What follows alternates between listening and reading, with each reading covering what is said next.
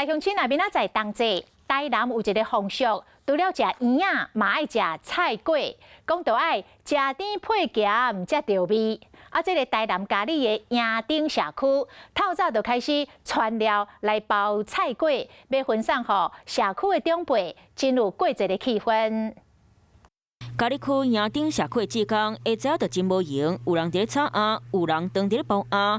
原来是因为同齐特别到，志工当伫咧包菜粿，准备送予当地士大人。像遮冷的天气吼，温温的。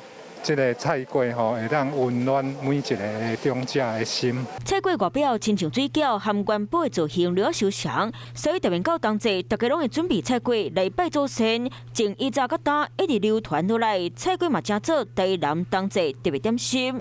要过年就食菜粿，再搁加酒啊。